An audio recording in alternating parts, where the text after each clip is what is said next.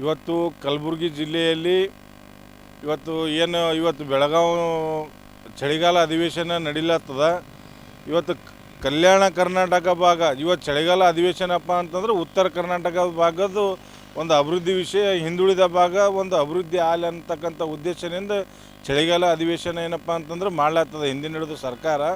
ಇವತ್ತು ಚಳಿಗಾಲ ಅಧಿವೇಶನ ಬಿಟ್ಟು ಅವ್ರ ಅಧಿವೇಶನ ಶಾಸಕರು, ಸಚಿವರು, ಮುಖ್ಯಮಂತ್ರಿಗಳು ಅವ್ರ ಅಧಿವೇಶನ ಆಗಲಕತ್ತದ ಹೊರತಾಗಿ ಇವತ್ತು ರೈತರಿಗೆ ಇವತ್ತು ಒಂದು ಕಬ್ಬಿನ ದರ ಆಗಲಿ, ಒಂದು ತೊಗರಿಗೆ ಪ್ರೋತ್ಸಾಹನ ನೀಡೋದಾಗಲಿ, ಇವತ್ತು ಪರಿಹಾರ ಕೊಡೋದಾಗಲಿ, ಇದು ಯಾವುದೇ ರೀತಿ ಈ ಭಾಗದ ರೈತರದ್ದು ಸರ್ಕಾರ ಕಡೆಗಣಿಸ್ಲಾಗ್ತದ. ಇವತ್ತು ಆರ್ಟಿಕಲ್ 371 ಏನಪ್ಪ ಅಂತಂದ್ರೆ ನಮ್ಮ ಭಾಗಕ್ಕೆ ಅನ್ವಯ ಆದಾಗ ಬಿಟ್ಟು ಇವತ್ತು ಬಿಜಾಪುರದವ್ರು ಬಂದು ಇಲ್ಲಿ ನೌಕರಿ ಮಾಡ್ಲತ್ತಾರ. ಇವತ್ತು ಸರ್ಕಾರ ಬಂದು 12 ತಿಂಗಳದಾಗ ಹುದ್ದೆಗಳು ಭರ್ತಿ ಮಾಡ್ಕೋಬೇಕಂತ ಹೇಳ್ತದೆ. ಇವತ್ತು ಯಾವುದೇ ರೀತಿ ನಮ್ಮ ಉತ್ತರ ಕರ್ನಾಟಕದಾಗ ಯಾವುದೇ ಒಂದು ಹುದ್ದೆ ಭರ್ತಿನೂ ಇಲ್ಲ.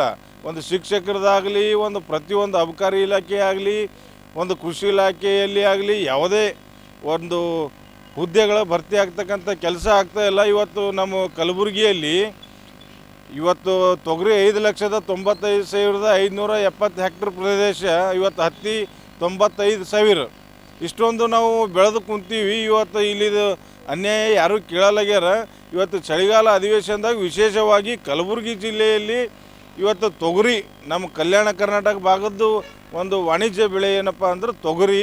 ಈ ತೊಗರಿಗೆ ಏನಪ್ಪ ಅಂತಂದ್ರೆ ಇವತ್ತು ಕೇಂದ್ರ ಸರ್ಕಾರ 1,000 ಪ್ರೋತ್ಸಾಹನ ಕೊಡಬೇಕು, ರಾಜ್ಯ ಸರ್ಕಾರ 1,000 ಪ್ರೋತ್ಸಾಹನ ಕೊಟ್ಟು 10,000 ರೇಟ್ ನೀವು ನಿಗದಿ ಮಾಡಬೇಕು.